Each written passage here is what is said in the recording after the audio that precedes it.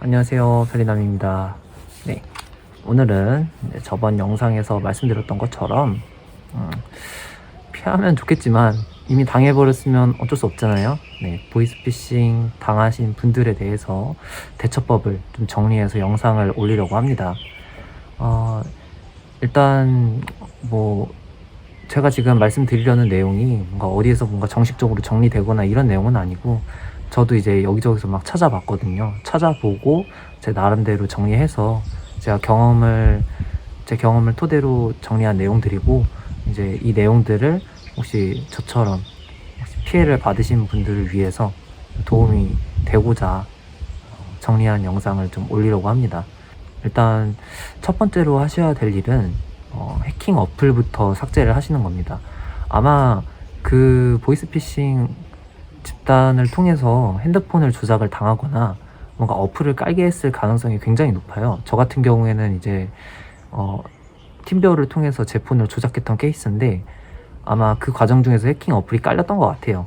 아무튼 그런 해킹 어플들을 먼저 삭제하시는 게 가장 최우선이시거든요. 그래서 그런 어플을 삭제를 하실 때는 시티즌 코난이라는 앱이 있어요.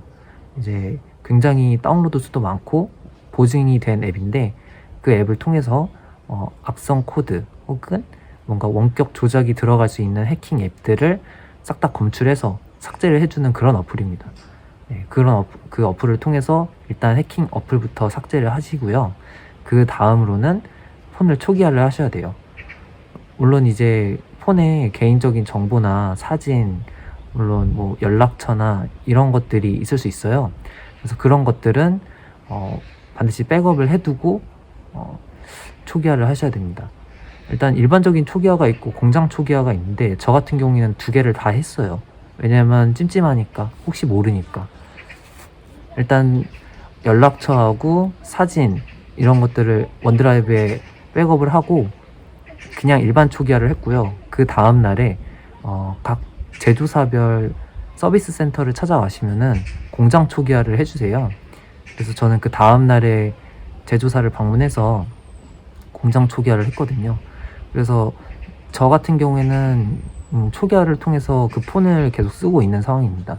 왜냐면은 폰을 지금 당장 바꾸기에는 경제적인 여건이 막 풍족하거나 그러지는 않으니까, 그래서 초기화를 통해서 쓰고 있고요. 만약에 초기화를 통해서도 너무 불안하다 그러시면은 솔직히 폰을 바꾸시는 걸 추천을 드려요. 이거 같은 경우에는 이제 시청자분들의 판단에 맡겨야 될 문제가 같고요. 어쨌든 해킹 어플 삭제 후에 초기화 혹은 폰을 먼저 바꿔주셔야 됩니다. 그게 가장 먼저 하셔야 할 일이에요. 기존의 폰을 통해서 아마 증거 자료가 남아있을 수도 있어요. 캡처라든지 녹음 파일이라든지 그런 자료들을 보관하면 정말 좋겠지만, 저 같은 경우에는 이제 그쪽 사람들이 제 폰을 조작해서 자료들을 다 없애놓은 상태였어요. 그래서 저 같은 경우에는 그냥 남아있는 자료가 없어서 초기화를 진행을 했는데, 만약에 그런 자료가 남아있으시다 이러면은 초기화 하기보다는 자료를 꼭 백업을 해서 남겨놓든 아니면 원본 파일을 남겨놓든 꼭 저장을 하시고, 이제 수사 진행하는데 협조를 좀 도와드리면은 어쩌면 범인 잡는데 큰 도움이 될 수도 있어요. 어쨌든 가장 처음 하셔야 될 거는 해킹 어플 삭제 후 초기화입니다. 혹은 핸드폰 변경, 그걸 먼저 하셔야 되고요. 두 번째로 하셔야 될 일은 지급정지예요. 지급정지가 뭐냐면은 이제 본인의 계좌에 돈이 인출되거나 나가거나 결제되거나 이런 거를 다 막아주는 행위거든요. 이 지급정지 같은 경우에는 24시간 창구가 열려 있어요. 그래서 금융감독원 홈페이지나 혹은 금융감독원 대표번호인 1332로 전화를 하시면은 각 은행사별로 지급정지를 신청하실 수가 있어요. 그래서 각 은행사별로 지급정지를 신청하고, 아마 그 과정에서 카드 같은 것도 정지 신청이 가능할 거예요. 아니면은 저 같은 경우에는 그 카드사별로 연결을 해주셨거든요. 그래서 각 은행사별로 일단 계좌를 정지를 신청을 하고, 그 다음에 카드사로 연결을 해서 카드도 다 정지 신청을 하셔야 돼요. 일단은 지급정지 신청을 하신 후에 그 다음에 해당 은행을 방문하셔서 비밀번호를 바꾸거나 아니면은 해당 통장을 아예 해지를 하거나 그런 식으로 처리를 하셔야 됩니다. 그리고 비밀번호를 바꾸고 쓰실 경우는 아마 공인인증서나 보안카드, OTP 이런 것도 기존에 있는 거 싹 다 지우시고 새로 만드셔야 돼요. 저도 그렇게 다 했거든요. 그래서 저 같은 경우에도 새벽에 이제 지급정지 신청을 싹 다 하고 그 다음날에 은행 가서 이제 공인인증서, 그 다음에 인터넷 뱅킹, 보안카드, 이제 계좌 전부 다 없애고 새로 만들었어요. 그리고 계좌 같은 경우에는 사실 기존 거를 아예 없애고 새로 만들고 싶었는데 이번에 처음 알게 된 사실인데 계좌 같은 경우에는 한 달에 하나밖에 생성을 할 수가 없다고 하더라고요. 그래서 제가 보이스피싱을 당하는 과정 중에 토스 계좌를 개설을 했었는데 그것 때문에 계좌를 없애고 나서 새로 개설이 안 되더라고요. 그래서 이거는 만약에 기존 계좌를 없애고 새로 만들고 싶다, 모든 은행, 내가 안 쓰는 은행사를 전부 그렇게 하고 싶다 이러신 분들이 있으시면은 꼭 참고를 하셔야 되고요. 저 같은 경우에는 그래서 그냥 안 쓰는 계좌들은 다 해지를 했어요. 다 해지를 해버리고 지금 당장 쓰고 있는 주거래 은행만 비밀번호를 바꿔서 사용을 하고 있거든요. 그리고 세 번째로 하셔야 될 일은 개인정보 노출자 사실 등록이란 걸 하셔야 돼요. 이게 뭐냐면은 지금 내 개인정보가 노출이 되었으니 더 이상의 노출을 막아달라고 도움 요청을 하는 겁니다. 이걸 하게 되면은 이제 각 은행사별로 제가 개인정보 노출자라는 사실이 전파가 되고 각 은행사별로 더 이상 개인정보가 유출이 되지 않도록 대처를 해주세요. 그래서 이거 같은 경우에는 금융감독원 파인이라는 사이트가 있어요. 파인이라는 사이트에 들어가셔서 개인정보 노출자 사실 등록이라는 거를 진행을 하시면 됩니다. 이걸 진행하게 되면은 폰으로도 연락이 오더라고요. 그래서 이 세 번째로는 반드시 개인정보 노출자 사실 등록을 하셔서 더 이상의 유출을 막으셔야 됩니다. 그리고 네 번째로는 후후 앱을 설치를 하셔야 돼요. 후후 앱 같은 경우에는 수신되는 전화의 정보를 실시간으로 열람을 해서 이게 안전한 전화인지 혹은 스팸으로 신고를 많이 받았던 전화인지 아니면 보이스피싱으로 사례가 많았던 전화인지 알림을 주는 서비스를 하고 있거든요. 그래서 저 같은 경우에는 기존에 이걸 안 쓰고 있었어요. 그냥 귀찮아서 안 깔았었는데 반드시 까십시오. 반드시 까셔야 돼요. 만약에 보이스피싱이나 스팸으로 기록이 많이 남았던 연락처로 연락이 오면은 빨간색으로 경고창이 떠요. 그래서 이거는 받으면 안 되겠다 이런 식으로 판단을 하는데 굉장히 도움을 많이 주고요. 두 번째로는 통화 가로채기를 방지해 줄 수 있습니다. 네, 통화 가로채기가 제가 당했던 수법 중에 하나인데 보이스피싱 하는 그런 단체에서 저한테 이런 식으로 안내를 해요. 네이버에 그 해당 기관의 대표 전화를 검색을 하게 해요. 대검찰청이나 금융감독원을 예로 들면은 대표 번호가 1332거든요. 그래서 1332로 전화를 걸게 하고 민원실을 통해서 본인한테 다시 연결을 하게 해준단 말이에요. 그러니까 내가 직접 전화를 걸어서 해당 기관에 전화를 걸어서 그 사람을 만나는 거니까 이 사람이 진짜 금감원 출신이구나 이런 믿음을 하게 만든단 말이에요. 이제 전형적으로 쓰는 수법 중에 하나인데 그게 통화 가로채기예요.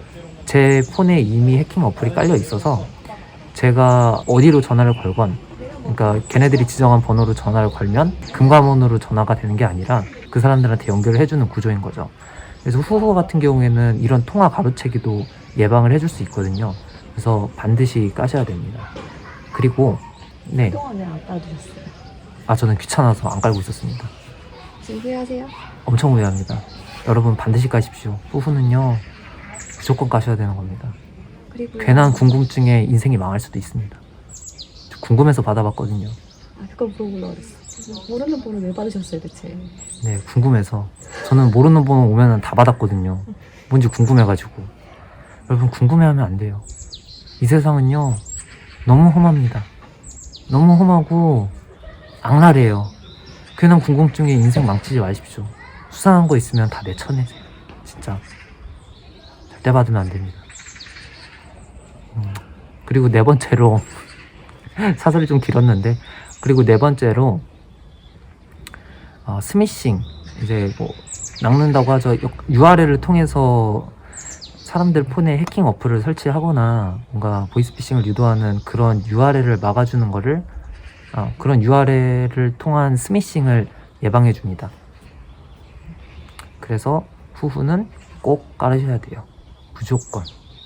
그리고 5번째, 어카운트 인포라는 사이트가 있어요. 어카운트 인포 같은 경우에는 제 명의로 개설되어 있는 계좌 정보를 한꺼번에 볼 수 있는 사이트거든요.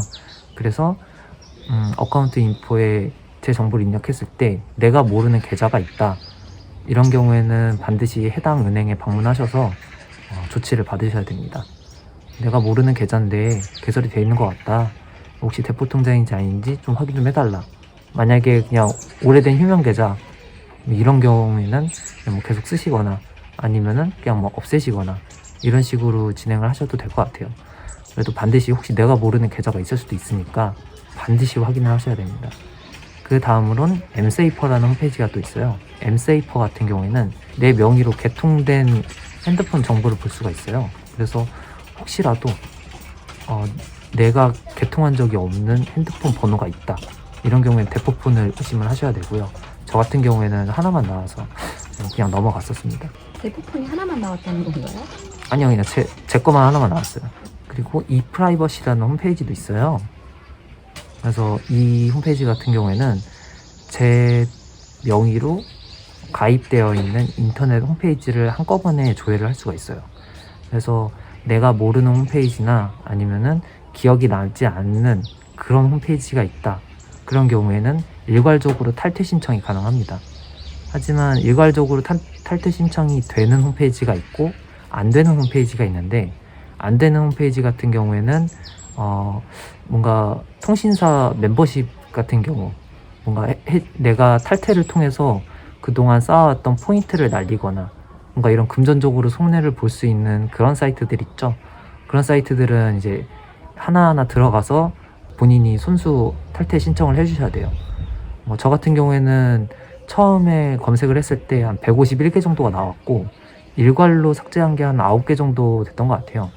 나머지는 이제 은근히 제가 쓰고 있는 게 많더라고요. 그래서 남겨둘 건 남겨두고 만약에 안 쓰고 있는 것들은 이제 하나하나 해지를 했었어요. 150개도 많은 것 같은데 뭔가 막 야한 사이트 가입하신 거 아니에요? 그건 모르겠고요. 그건 모르겠어요. 야한 사이트 같은 경우에는 뭐 네, 뭘로? 마지막으로 해줘야 될 거는 이제 구글이나 네이버, 다음 카카오톡 이런 주로 쓰는 인터넷 계정들의 비밀번호를 반드시 변경해 줘야 됩니다. 왜냐면은 해킹 어플이나 혹은 피해자의 핸드폰을 조작하면서 정보들이 분명히 넘어갔을 거기 때문에 이런 거를 비밀번호 변경을 해주지 않으시면 분명히 2차, 3차 피해를 보실 수가 있어요. 물론 확실한 건 아니지만 그럴 가능성이 분명히 있기 때문에 반드시 변경을 해주셔야 되고요. 그리고 로그인을 하실 때 2차 인증을 하는 홈페이지들이 있을 거예요. 예를 들면 네이버 이런 경우에는 2단계 인증이라고 해서 본인이 지정한 단말기에서만 로그인을 한 번 더 확인하게 해줄 수 있는 그런 서비스를 제공하고 있거든요. 그래서 2단계 인증까지 반드시 해주셔야 됩니다. 저도 다 했어요. 그래서 제가 오늘 정리한 영상은 여기까지고요. 이 정보들이 여러분들한테 꼭 도움이 됐으면 좋겠습니다.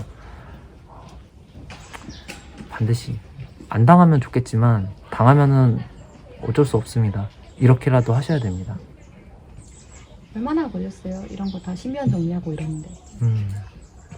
일단 은행 돌아다니면서 지급정지 해제하고 계좌 개설하고 이런 거에만 이제 하루 정도 다 소모가 됐었고요. 그 다음에 하루 정도 더 걸려서 구글이나 네이버 이런 계정 같은 거 정리하고 뭐 다른 제가 지금까지 말씀드렸던 것들 있잖아요. 그런 것들 싹 다 하는데 한 이틀 정도 걸렸던 것 같아요. 다 합쳐서. 폰번호를 바꾸거나 그러진 않으셨어요? 네, 핸드폰 번호도 변경을 하려고 했었는데 아직은 안 한 상태거든요. 저는 일단 변경할 계획은 있습니다. 신원이 노출이 되고 그런 거는 없나요? 뭐 주민등록증이나 뭐 이런 거. 아, 맞아. 그리고 주민등록증도 발급을 새로 받으시는 게 좋습니다. 요즘에는 은행 어플에서 신분증 사진을 찍을 때 자동으로 정보가 등록되게 돼 있잖아요. 신분증 사진을 찍으면. 근데 거기에 이제 발급일자를 적게 돼 있단 말이에요. 그래서 신분증을 새로 발급을 받으시면은 발급일자가 달라지기 때문에 기존에 있던 신분증 정보를 가지고 있는 보이스피싱 업체가 기존의 제 신분증 사진으로 뭔가 다른 일을 할 수 없게 만들 수 있거든요. 그래서 신분증도 반드시 재발급을 받으셔야 됩니다. 저도 재발급 신청을 해놨고요. 지금은 새로 나오는 걸 기다리고 있는 중입니다. 가족이나 뭐 지인한테 얘기하셨어요? 그 사실을. 네, 저 가족 중에는 이제 형한테만 얘기를 했고요. 부모님한테는 아직 얘기를 안 한 상태입니다. 어때요? 얘기하기 좀 그래요. 얘기하기 매우 그렇습니다. 이게 남 일이면은 그냥 말해요. 야, 그거 부모님한테 말을 해라. 근데 진짜 당해보잖아요? 집이 잘 살면은 사실 말할 수 있을 것 같아요.